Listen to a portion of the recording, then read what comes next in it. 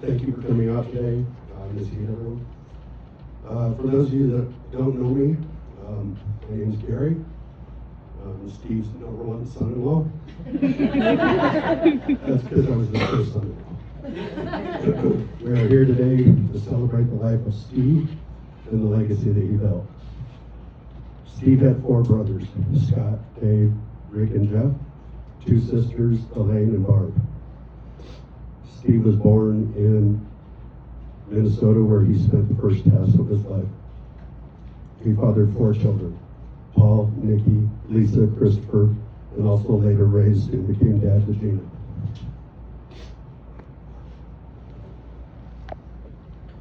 He became a grandfather to 7, 3 boys, 4 girls, Zachary, Dustin, Dakota, Sarah with no age, Clayton, Peyton, and Rebecca, and step-grandkids Savannah, Riley, and Kale. When this bunch gets together, it can take over any place, and it's clear who the patriarch is because of his flowing white hair. In fact, when I met him 35 years ago, he had white hair then too. And the only people I'd ever seen with white hair like that were wizards, so I was pretty nervous as a teenager.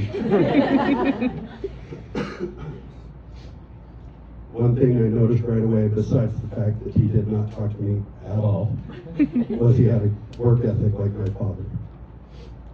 Steve was always a man of few words, but when he did talk, they meant something.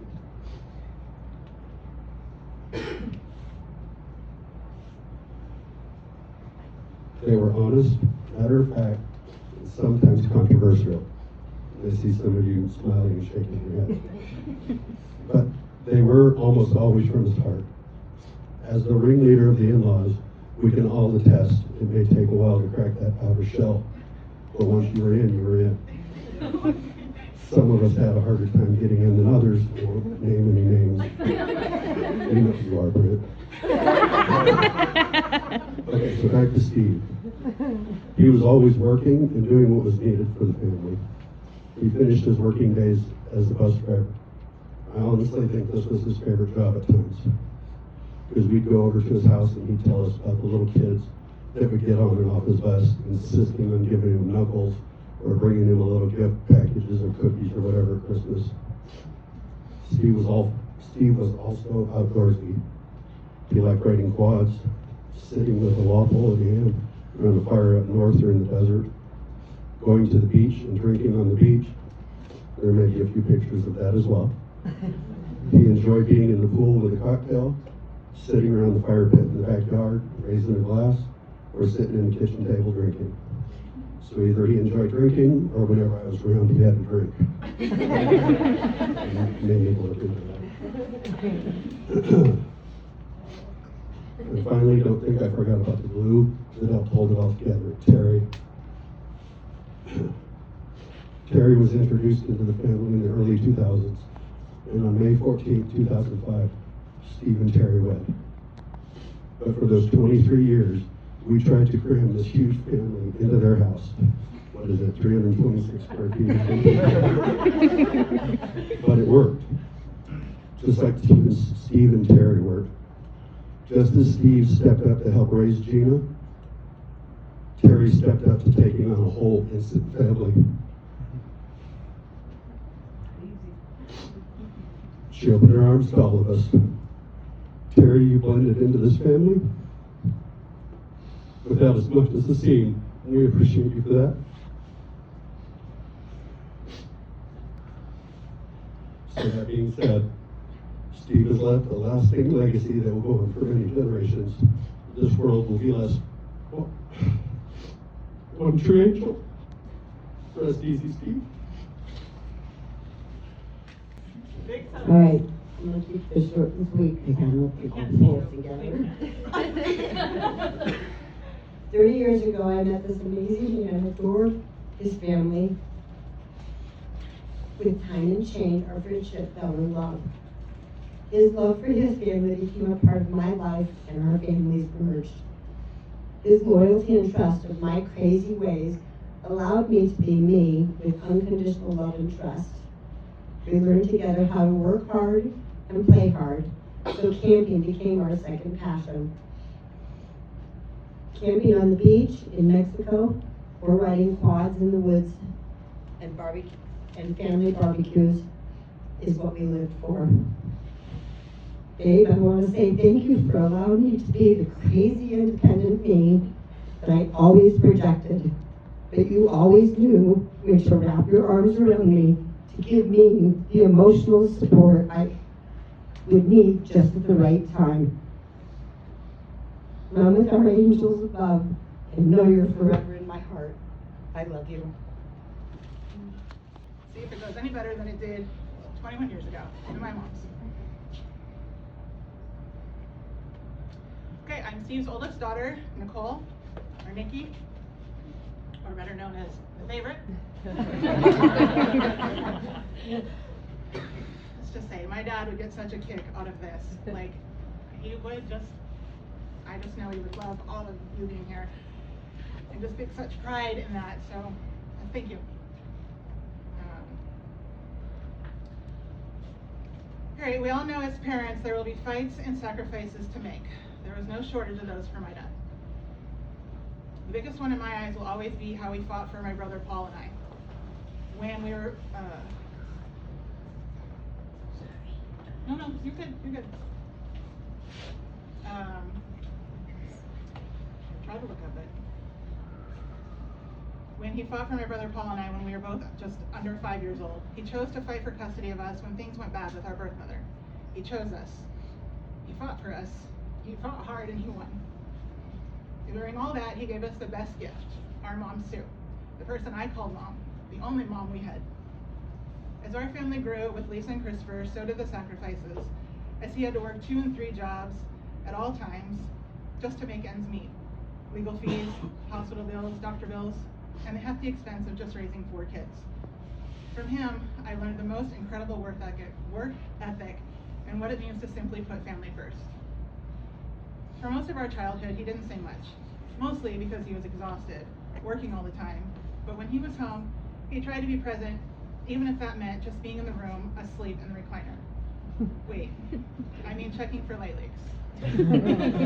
Every time we would catch him with his eyes closed in the recliner, he would confidently respond, with his eyes still closed, "I'm not sleeping, I'm checking for light leaks."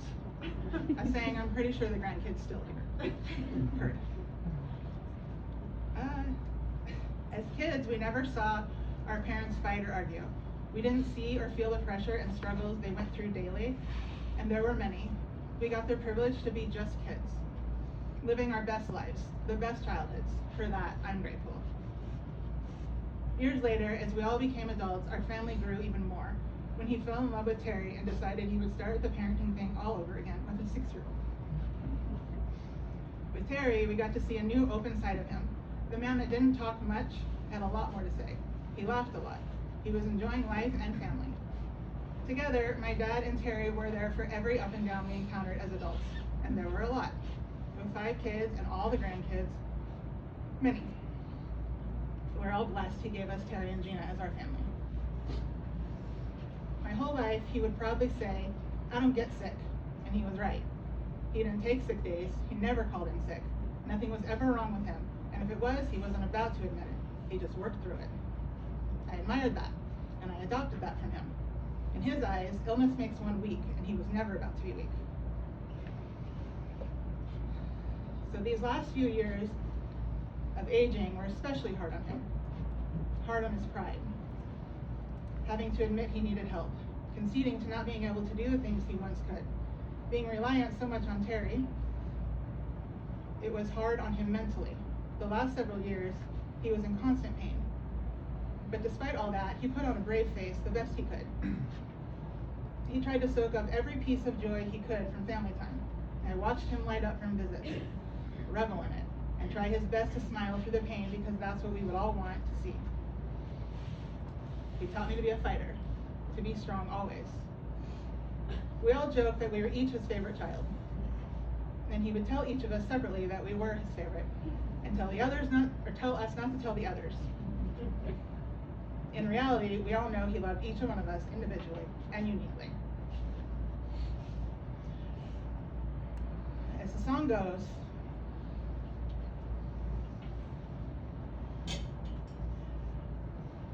How do I say goodbye to someone who's been with me my whole damn life? Well, it brings me peace that he is not hurting now. He's not sad, and he's not scared. But my heart still hurts missing him. And I don't care what anyone says. Didn't want to say this number. 49 years was not enough, but the memories he gave me were irreplaceable. Rest easy, Doug. Everybody for being here. And I'm not crying, you guys are crying. Just, taking the time to celebrate the life of, our dad, Steve. He touched many people's lives in different ways. He was one of the hardest working guys I have ever known in life. Like, because of him, that's where my work ethic comes from. He was a good role model, and he taught us a lot about how to be parents. He also let us know that nothing is handed to us, and we're not entitled to anything, but you work for it, and you'll get what you put the effort in for. This value still resonates with me today. He also showed us how important family is in this world. We as a family have taken these lessons in life and applied it to our families. And I see it with everybody. He was also someone that accepted the new members of the family. Gary, he found out he's part of the family and couldn't leave because there's no returns on Nikki. That's why Gary's still here. Gina stepped into Gina's life at the age of 6 for Gina. Now me, I wasn't too happy about it because that meant I was not the youngest anymore. I got over it eventually. Jen and Paul, we may help Paul. Paul liked Jen at the time, but we kind of gave a little push and, help that little situation out there. With Craig, definitely, helped him through his journey with life. He also took time to accept, Savannah, who was, not really part of the family, but he brought her in. My wife Nicole and her kids as well. And that he was a person that when people were coming in, he gave them the opportunity to be part of the family. To him, it wasn't always like blood is part of family. It can be other ways too. He loved Christmas. He loved watching everybody open gifts, grandkids, us.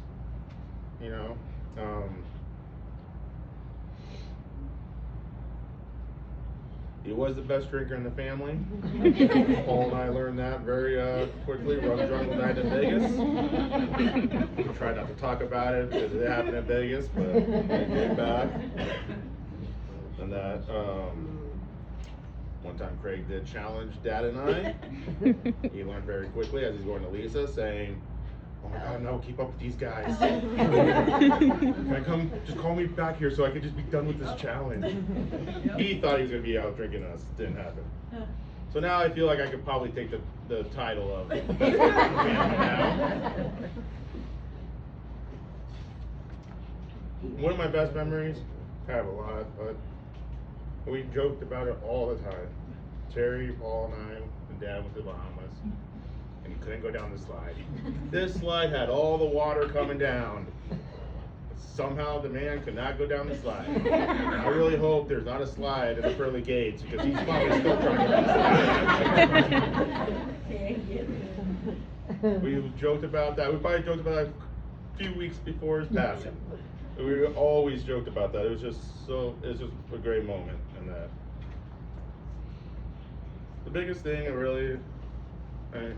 I would say for people to take is when you have new members in your family, really take them in because they're coming in with decades of us already knowing each other as they're trying to get to know the family. And that's one thing he really did well, was really letting people come in and be part of the family. He'll be missed. I know he's going to start his next journey in his spiritual life. And I will say, to end it out, is I saw him on July 4th. But I don't see any fans. We're in the middle of work, And that was probably one of the best days I've seen in a long time. I'll take that with me. So, that's it. So I said you guys all had levity, so we'll see how this goes. All right. 24 years ago, the man I called Steve for so long stepped into my life. A few weeks ago, he left his dad. With only stories as memories of my biological father, it was always Mom and I against the world.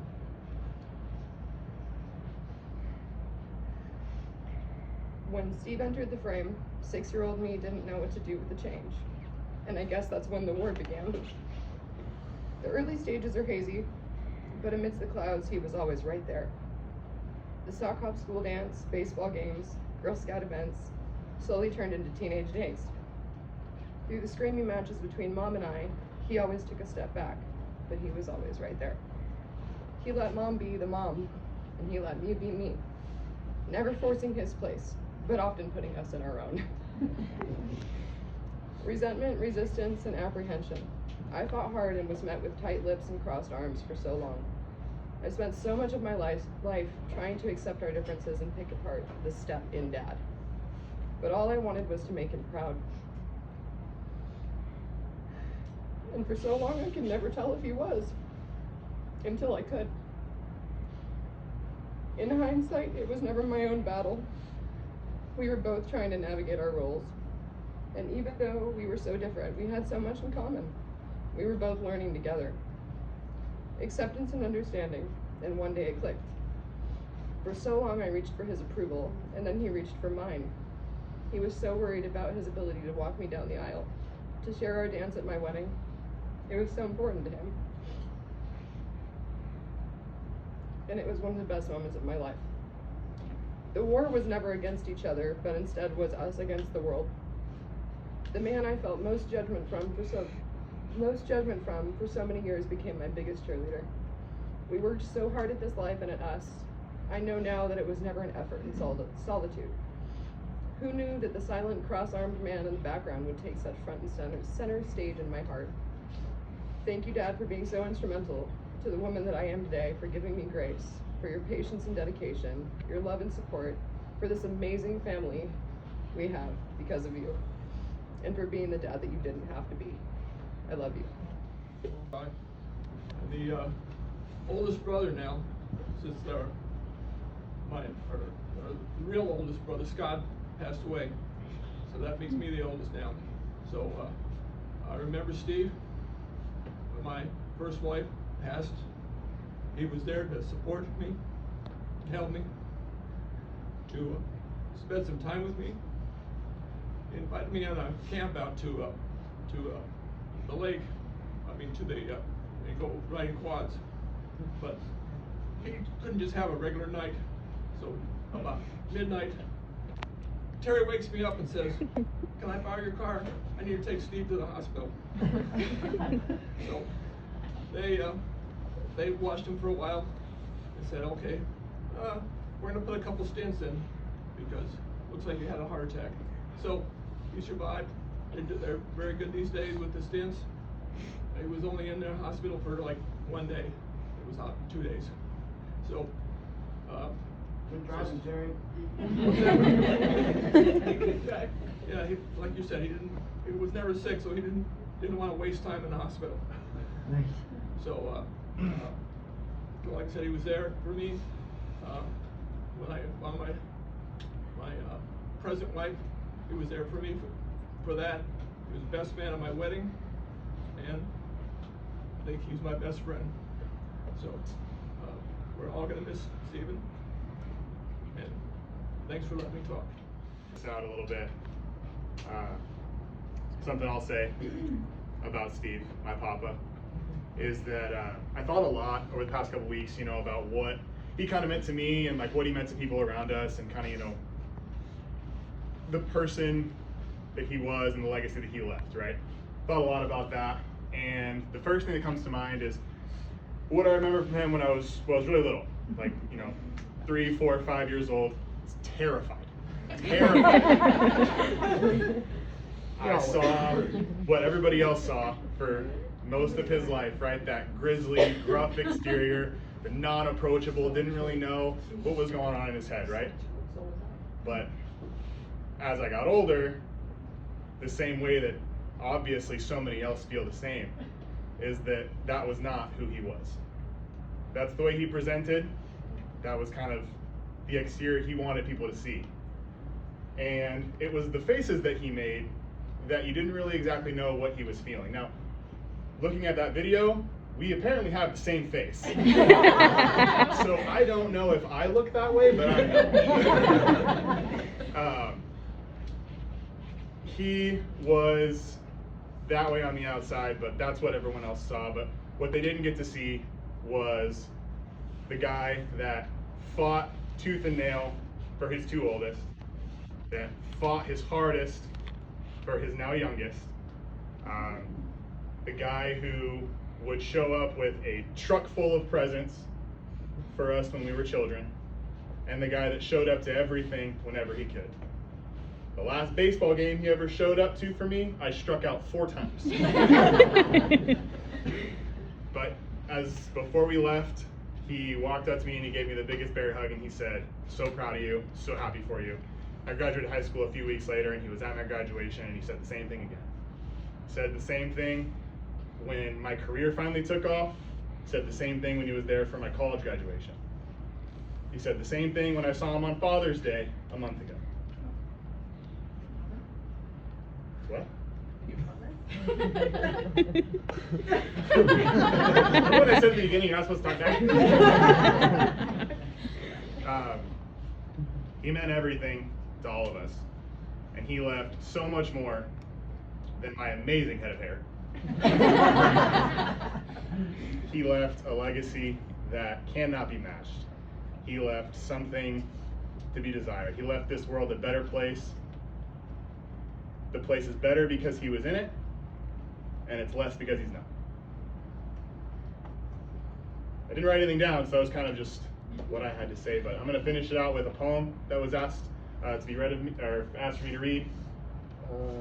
Yeah, I think that's next. Reading it, so bear with me. It's called The Dash. I read of a man who stood to speak. At the funeral of a friend, he referred to the dates on the tombstone from the beginning to the end. He noted that first came the date of birth and spoke the following date with tears. But he said that what mattered most of all was the dash between those years. For that dash represents all the time that they spent alive on earth, and now only those who loved them know what that little line is worth. For it matters not how much we own, the cars, the house, the cash. What matters is how we live and love and how we spend our dash. So, think about this long and hard. Are there things you'd like to change? For you never know how much time is left that can still be rearranged. If we could just slow down enough to consider what's true and real, and always try to understand the way other people feel. And be less quick to anger, and show appreciation more, and love the people in our lives like we've never loved before. If we treat each other with respect, and more often wear a smile, remembering this special dash might only last a little while. So, when your eulogy is being read, with your life's actions to rehash, would you be proud of the things they say about how you spent your dash? The last thing we're going to do, kind of before we move on, he always wanted the song Spirit in the Sky to be played at his celebration of life. So we're going to go and do that and play for you guys, okay? It was the one.